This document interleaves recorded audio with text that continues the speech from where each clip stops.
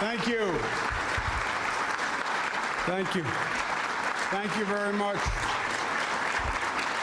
Thank you very, very much. Thank you very, very much. Well, it's an exciting day today, and first let's begin by thanking the New York City Bar Association for all the good work they do and for their courtesy today. Let's thank Brett Parker. Our great Lieutenant Governor Kathy Hochul, who does a magnificent job. I want to thank my administration that has been extraordinary. We did win a big election victory, but it was because we made the government work and we delivered for people, and that's a credit to them. And let's give them a round of applause.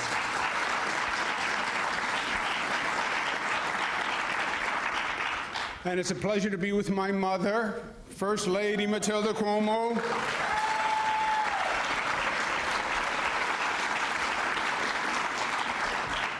I'll tell you something, but you can't tell anyone else. I'm my mother's favorite. I know because she told me. But she told me don't tell anyone else. So I won't. Some of my siblings get jealous. But we know it. We know it. Let's give her another round of applause because I'm her favorite son.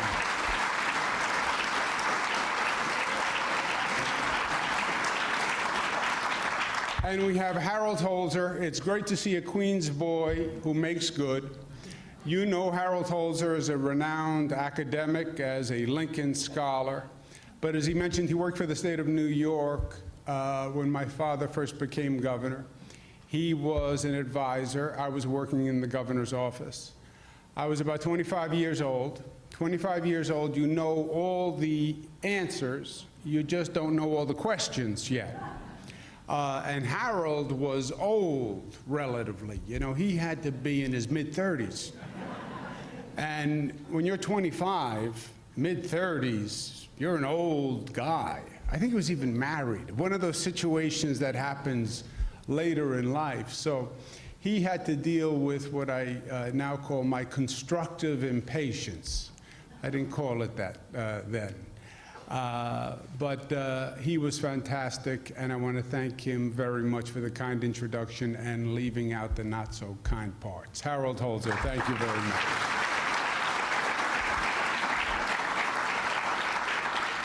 And my father loved Harold, and he would love today, Harold, because the topic is what would FDR do today? And it's appropriate, it's provocative, and it's timely. And it's something we should talk about. Franklin Delano Roosevelt was the 44th governor of New York State. He was one of my favorite, second only to the greatest governor in the history of the state of New York, Mario Cuomo. But FDR was a strong, powerful personality. He was confident, he was action-oriented, he was a champion for the common men and women, as he liked to say. He felt the pulse of the people. When they were hurting, he demanded that the government respond to ease their pain, and he wanted it done today. His theory of, quote, bold, persistent experimentation highlighted his approach. Try to make a difference. If you fail at first, try again. The only thing we have to fear is fear itself. FDR was not to be constrained by tradition. It ran counter to his natural confidence and his defiant personality, which refused to succumb to the naysayers, the elites, or personal or political paralysis. And FDR, New York, and the nation are the better for it. There are many lessons from FDR that we can and should apply today. His fundamental faith in democracy, his belief that big problems require big solutions, and his ability to make those changes happen, to make the government work, to actually make change. I recently won my third term as governor, as Harold mentioned, in fact, with the highest number of votes in history for a governor in a primary or a general election.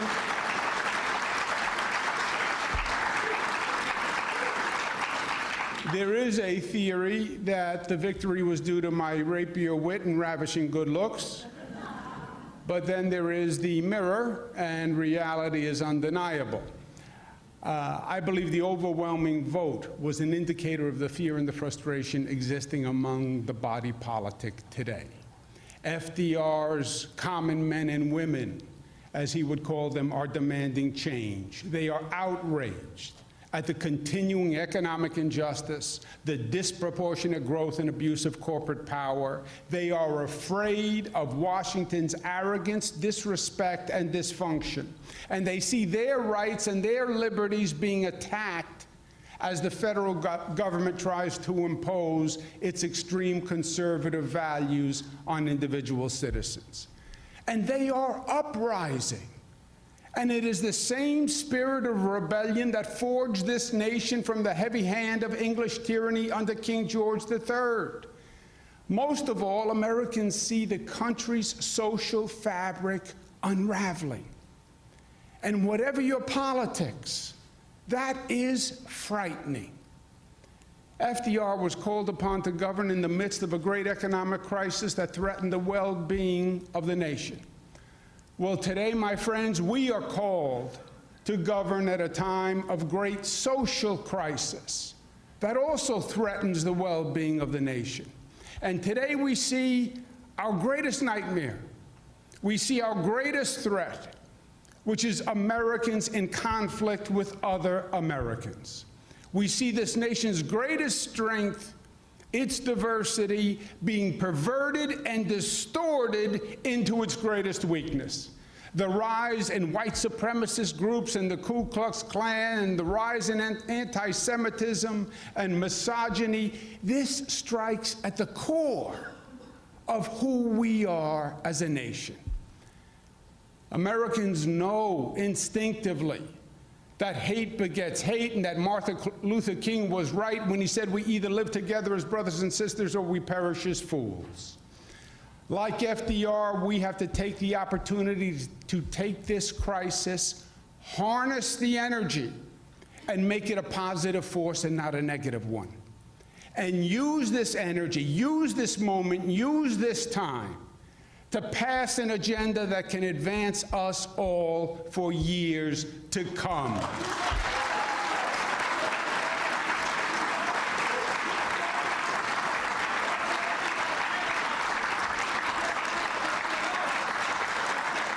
Now, thank you.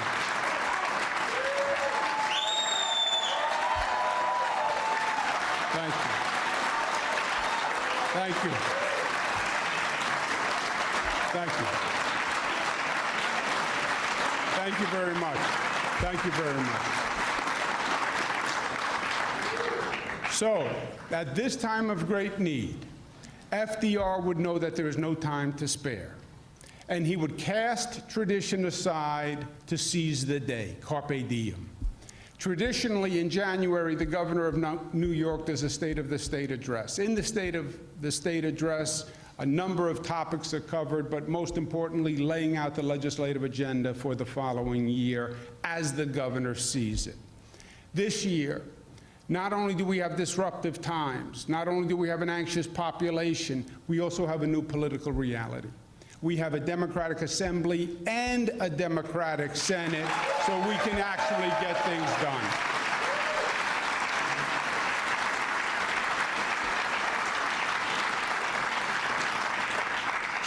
So I want to be able to commence action immediately on the convening of the new legislature in the first week of January.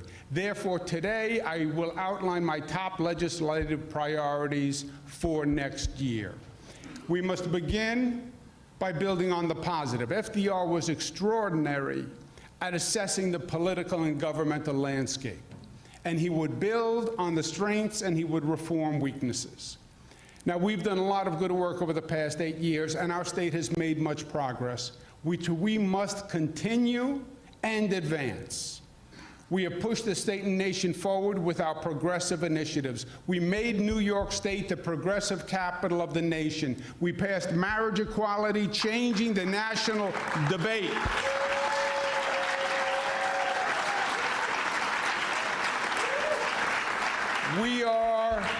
We are the first state to truly attack economic injustice by raising the minimum wage to $15 and by passing the best paid family leave and free college tuition program in the United States of America. No state has done more to advance women's rights, labor's rights, LGBTQ rights, and freedom from discrimination, and we should be damn proud of it.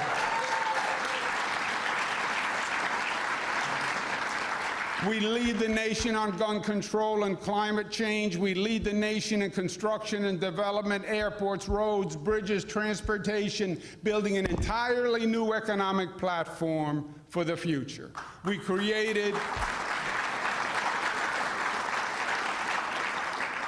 created more jobs and economic opportunity in every part of the state, upstate, downstate, Long Island, and today we have more private sector jobs than we have ever had in history, over 8 million.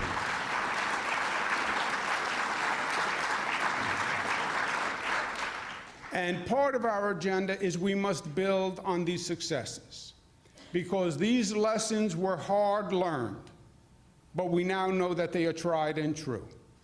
New York State is on the right track, and we have to stay on the right track. FDR said, yes, we are on our way back. But not just by pure chance, my friends, not just by a turn of the wheel of the cycle, we are coming back more soundly than ever before because we are planning it that way. And don't let anybody tell you differently. And the same is true with the state of New York. We're coming back because we changed the direction, we changed our policies, we did the work, and that's why this state is at a better level than it's been before.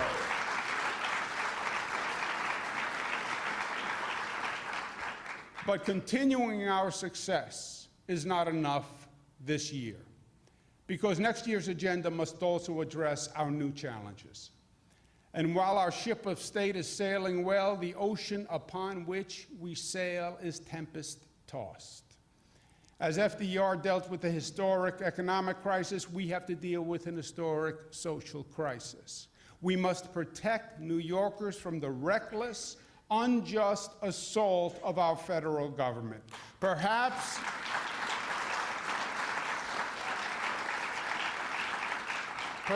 for the first time in our history, we have a federal government that is taking us backwards and violating our civil liberties and national values. We have a president who simply doesn't believe in FDR's famous 4 freedoms and is affirmatively creating fear and want and stifling freedom of speech and worship. Affirmatively. FDR said, let us now and here highly resolve to resume the country's uninterrupted march along the path of real progress, of real justice. That was FDR's continuing theme, doing justice. And it's what my life in public service has been all about, and my father's, doing justice.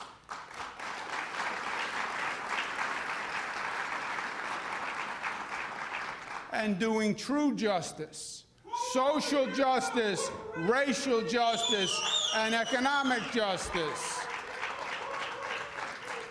And that's what our agenda should be for next year, a true justice agenda.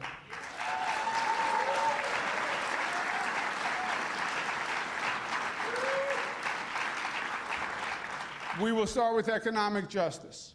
The federal government is once espousing their debunked theory of trickle-down economics, where the rich get richer and the poor get the crumbs from the table. They passed massive tax cuts for the wealthiest Americans and corporations, paid for by the average Americans and average New Yorkers. Their tax reforms reduced deductions for state and local taxes, what we call SALT. So now this state, for the first time in history, since President Lincoln passed the income tax, we're going to be facing double taxation, where the federal government taxes our state and local taxes. That's how they're financing their tax cut for the rich on the back of New Yorkers. New York follows a different model. We follow FDR, who said, "Here is my principle. Taxes shall be levied according to the ability to pay." That is the only American principle.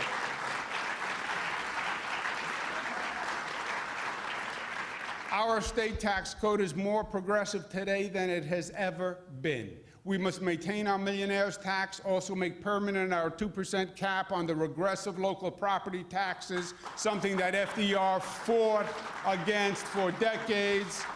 And we must do that because keeping property taxes down is more important now than ever because of SALT. Contrary to the current federal policy, we believe the people who need help are the hardworking families of New York. And we will fight SALT to the death, and I will once again propose cutting taxes for our hardworking middle-class families.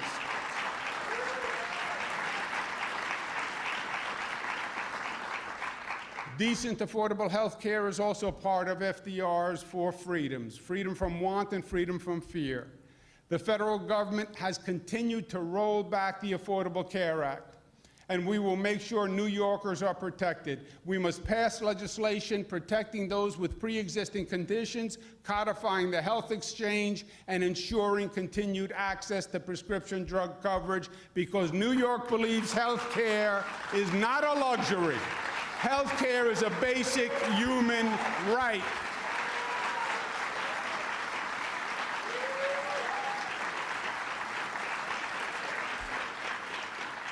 The president has appointed his hand-picked conservative extremists to the Supreme Court. The president's nominees don't even pretend to be objective jurists. They've already announced their intention to impose their morality on the nation and roll back Roe v. Wade, disrespecting a woman's fundamental right to make her own health choices and rolling back women's liberties, which have been in place for over 32 years. We have to stop this federal assault. We have to pass the Reproductive Health Act and the Contraceptive Care Act, and we must do it in the first 30 days of the new session.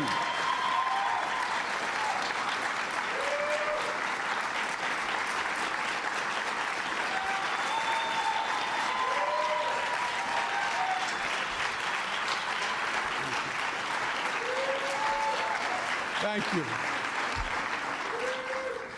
With the federal government disrespecting women and attacking their rights, New York will ensure full equality under the law, no exceptions.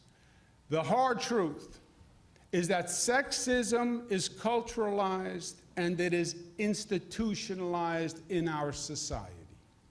And it must end, and it must end now. And we've talked about it long enough and done too little.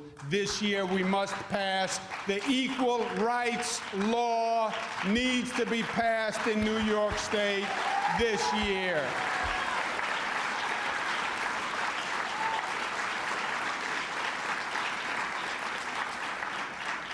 We must continue our national leadership on gun safety. History has proven us right. History has proven us right. As history proved us right in our leadership in opposing the death penalty those many years.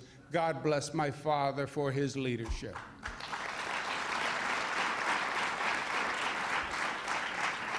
The SAFE Act was New York progressive government at its best.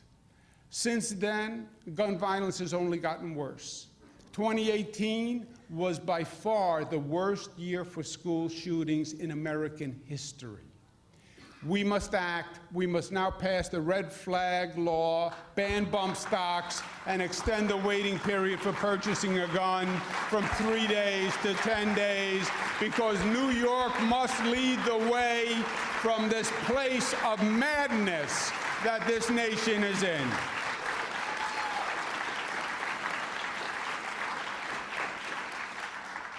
The federal government has promised for decades to rebuild our nation's crumbling infrastructure.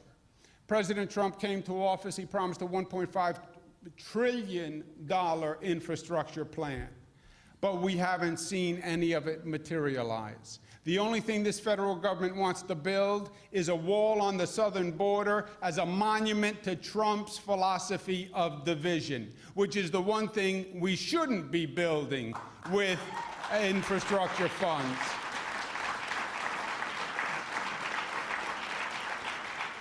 FDR understood that the social needs and the physical needs were interconnected, that the increase in employment by government stimulation of the private sector created good middle-class jobs and advanced the physical capacity of the state. It was a twofold success. FDR built the Lincoln Tunnel, created 14,000 jobs.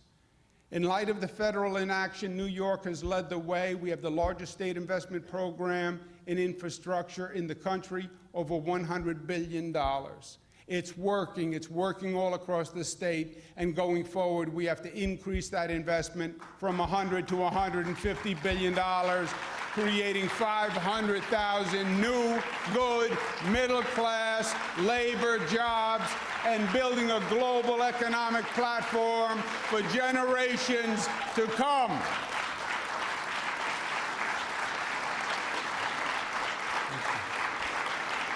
Thank you. Thank you. This year, we have to take on the tough challenges that have been left aside literally for decades. And we have to begin by reforming our failing New York City subway system. The MTA was designed purposefully to diffuse political accountability. And it has. When everyone is in charge, no one is in charge. But that doesn't work if you want actual results. This year, we have to take the bull by the horns with the MTA. We have to pass a dedicated funding stream so the MTA has the funding it needs. Congestion pricing is the only alternative.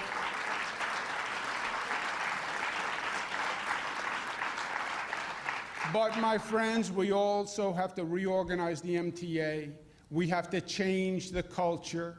The numbers that they produce have to add up. We have to remove and reduce the levels and layer of inactivity and bureaucracy and end the benign neglect.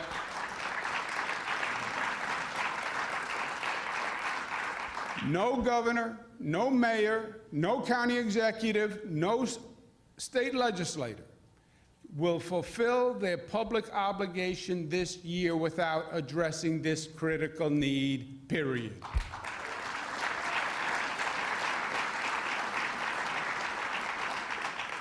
We must bring justice to our education system, and not with hollow rhetoric, but with real reform.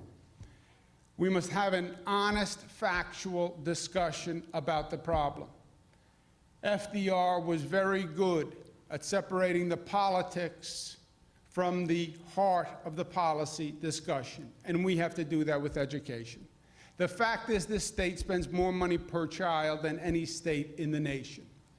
But the fact is also the funding from the districts is not fairly distributed. Last year, for the first time, we demanded a full state accounting of how much each school in the state actually receives. About 6,000 schools. It had never been done before. And we demanded that accounting. We now have the results, and the results are disturbing. Because when you cast aside the political propaganda and you read the actual facts, the truth is that the poorer schools do not receive any more funding than the richer schools from their local districts. And that, my friend, is the critical injustice, because the poorer schools have a greater need that needs to be funded.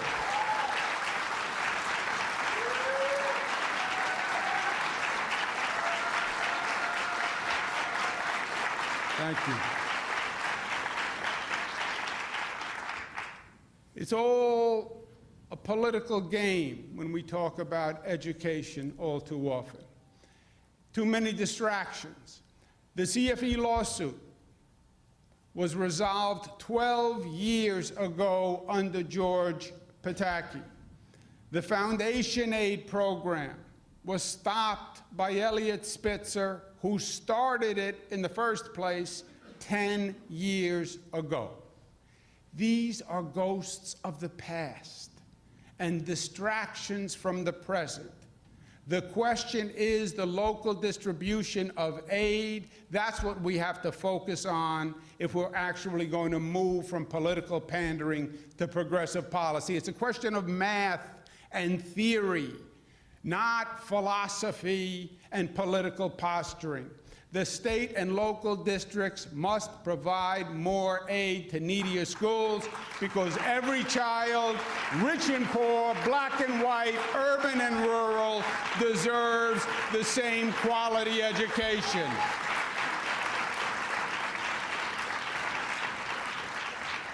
While our federal government has declared war on our new immigrants, New York has a totally different vision. We believe we are all immigrants, and we believe new immigrants are an asset to our economy. We are challenging the federal actions on the southern border as illegal and unconstitutional. We believe it is un-American to rip babies from their mothers' arms.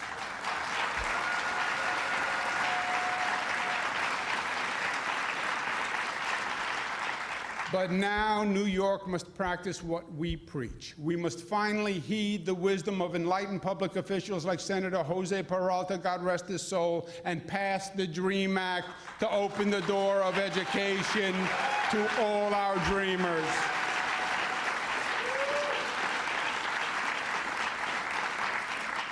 The federal government still denies climate change, remarkably turning a blind eye to their own government's scientific report.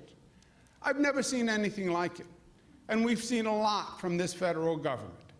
But they put out a report that says one thing, and then they publicly deny it. But denial is not a life strategy, and we will never solve a problem that we refuse to admit. Extreme weather is a reality. It is obvious across the globe. It is obvious to anyone with a television set. The consequences of our denial and delay are a matter of life and death, if not for us, then for our children. This is not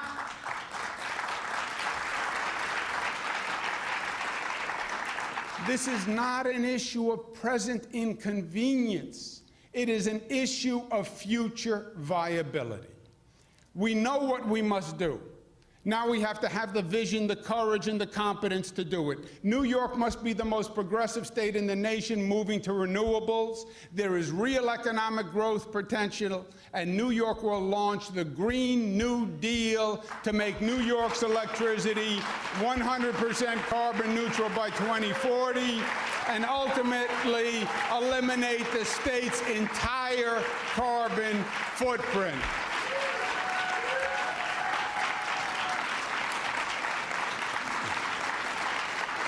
Thank you. Thank you. Thank you. There is a growing water crisis in our state and our nation, a degradation of our bays, rivers, lakes, streams, and especially our drinking water systems. Our industrial past has left the stain of pollution across the state.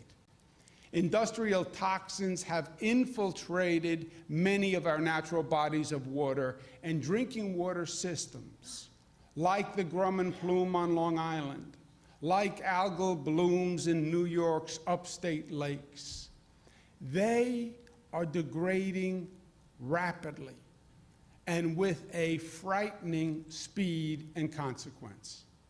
The federal EPA has become impotent, and not saying it nicely. They are slow to test chemicals, and they're slow to regulate chemicals.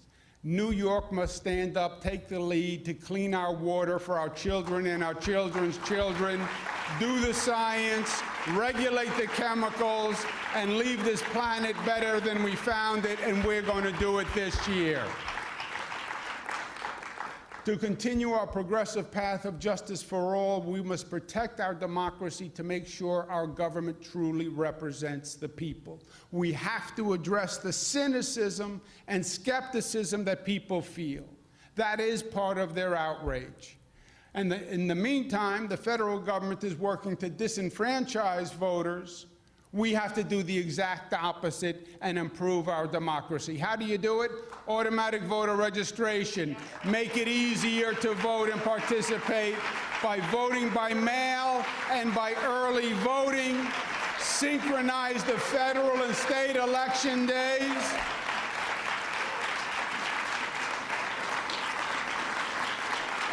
Thank you. Thank you.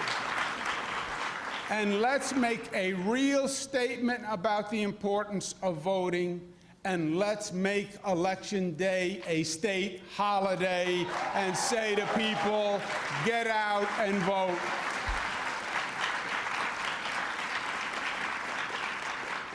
We will also increase trust in the democratic system by closing the LLC loophole ban, banning outside income, reforming our campaign finance system, and take a major step by banning any corporate contributions to any political candidate, period.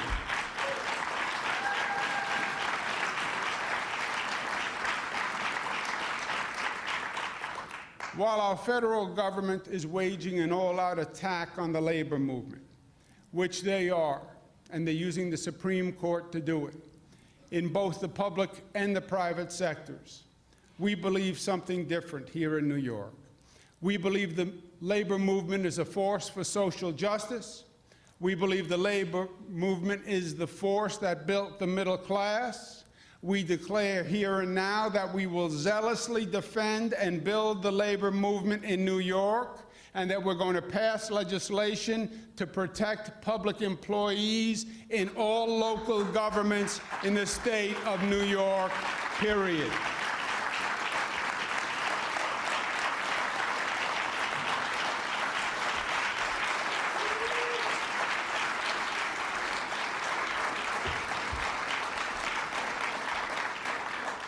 This new economy, which is changing dramatically almost every day, the changes pose both opportunity and peril. Most changes normally do. The so-called gig economy is a growing economic engine. Freelancers, independent contractors, consultants are replacing traditional employees. And while many welcome the freedom and the flexibility of these arrangements, there are also pitfalls that go along with the positive. Gig jobs do not come with paid sick leave. They don't come with vacation days, or parental rights, or workers' compensation, or protection against work-related discrimination, or protections against wage and hour violations. We want an economy that moves forward. We want an economy of tomorrow, but we want an economy that moves everyone forward, not just some forward.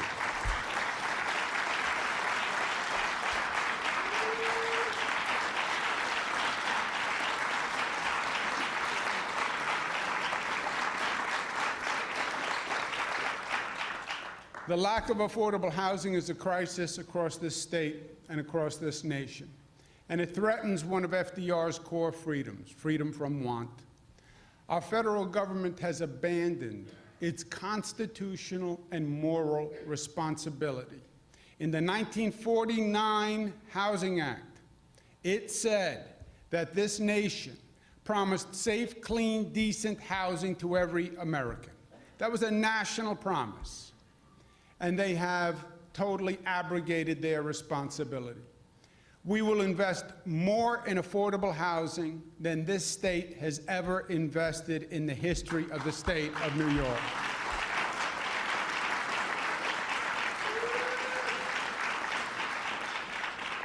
And we will reform our rent regulations, including ending vacancy decontrol to protect affordable housing, and finally and truly respect tenants' rights. Now, a justice agenda means justice for all. The concept of justice and the great symbol of justice is that justice applies to everyone. There is no differentiation with privilege, wealth, or position. It doesn't put anyone above the law. For too long, the sexual abuse of children has been hidden and unpunished. And for too long, this state and this nation have had two forms of justice. One for average New Yorkers and one for people of position or people of privilege. That is going to stop. We must bring justice to those who have lived a life of scarring and abuse and suffering. And we must pass the Child Victims Act this year.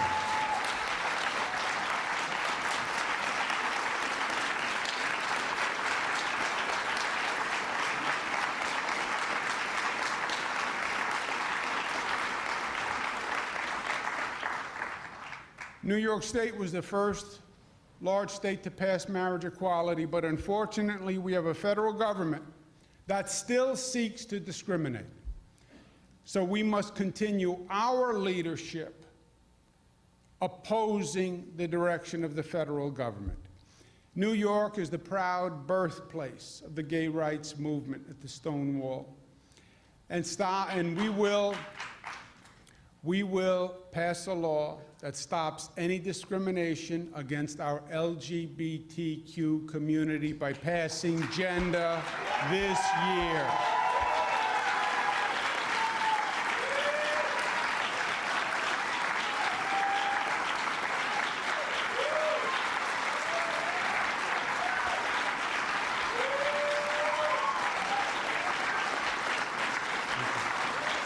Thank you. Thank you. We will advance our justice agenda and particularly address the forms of injustice that for too long have unfairly targeted the African American and minority communities. FDR said, "No democracy can long survive which does not accept as fundamental to its very existence the recognition of the rights of its minorities." And the fact is, we have had two criminal justice systems, one for the wealthy and the well-off, and one for everyone else. And that's going to end. We must also end the needless and unjust criminal convictions and the debilitating criminal stigma, and let's legalize the adult use of recreational marijuana once and for all.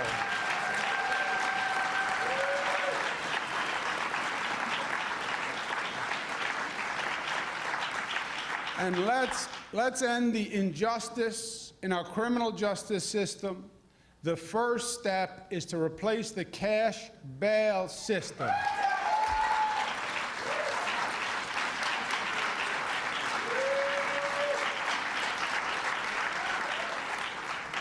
A judge should determine the individual's risk of release rather than the individual's access to wealth. And that's why we have to take the cash bail system and end it once and for all.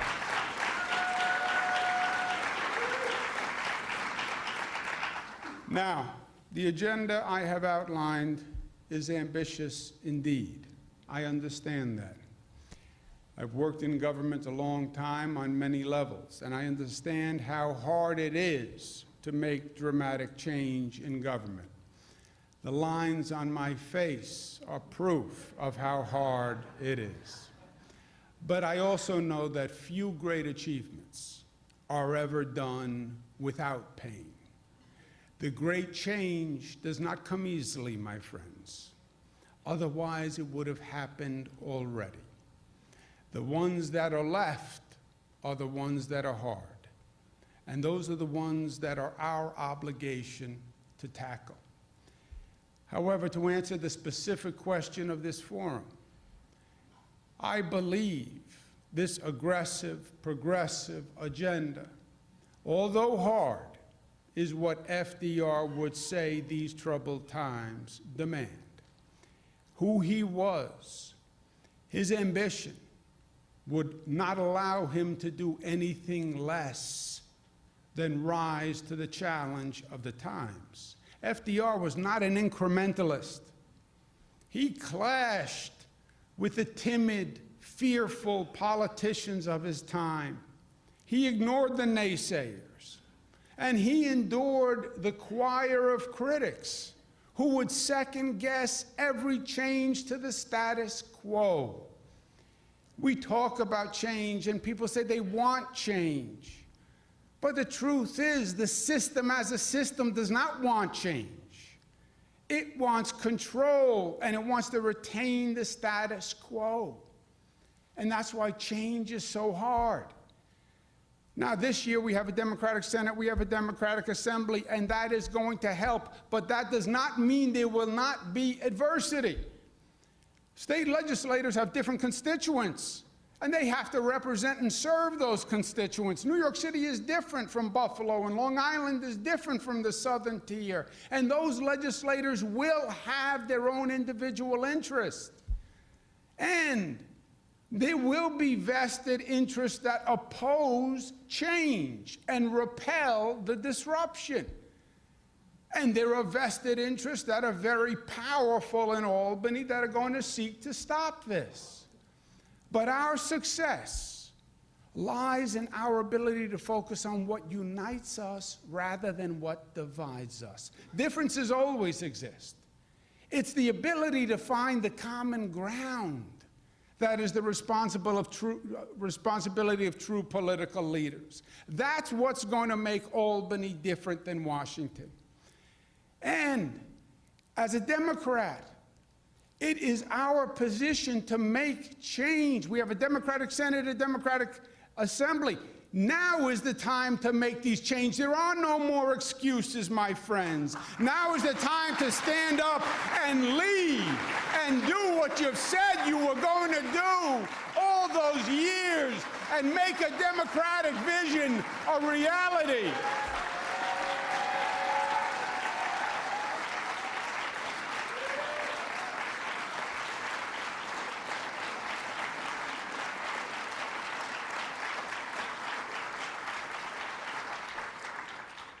And politics and government are not about talk.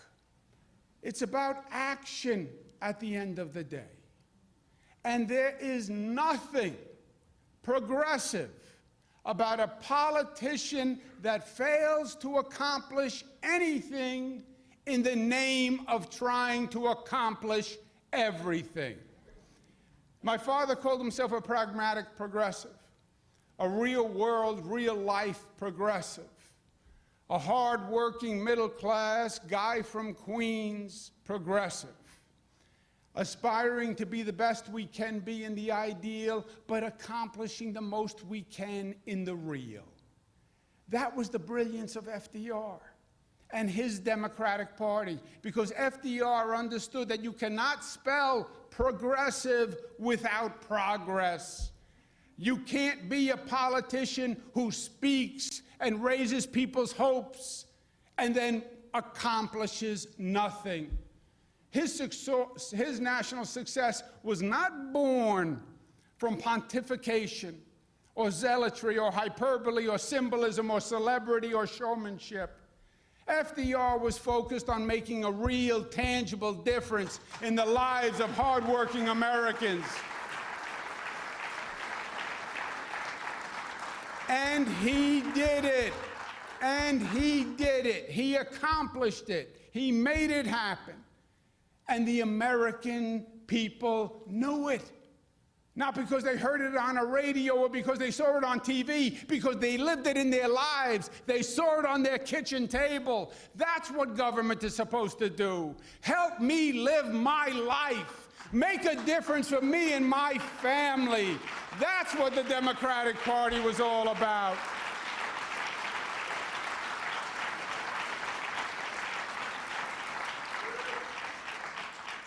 So today, while Democrats bemoan our current federal government, let us remember FDR's example, that it is not enough for Democrats to criticize. We must construct. The negative argument is obvious. No one makes a better argument against Trump than Trump. There is nothing else you can say. Our burden is to prove the positive, to dispel the skepticism about activist government, and to show that the Democratic Party is more than words, and end that skepticism that says all we do is promise, promise, promise, but we never deliver. The Democratic leadership has to prove that it has the knowledge to govern, the skill to accomplish, and the understanding to unite. That yes, we are dreamers, but we are also doers. And yes, we can make a real difference in people's lives. Ladies and gentlemen, this nation is in crisis. The social fabric is fraying, and it is nearing its breaking point. We are under federal assault as individuals and as a state. We must stand up to this tyranny once again, not with muskets the way our founders did, but with our voices and our votes, and with the power and example of our action here in New York. As our forefathers rebelled against England, resenting the king's values and abuse, let us announce New York's rebellion from the current federal policies.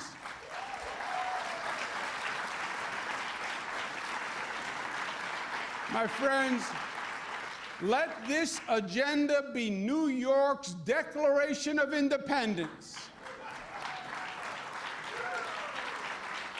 We declare independence from this federal government's policies. We disconnect from the nationalism and the racism and the chaos. Well, you've been listening to New York Governor Andrew Cuomo outlining his plan for the first 100 days of his third term.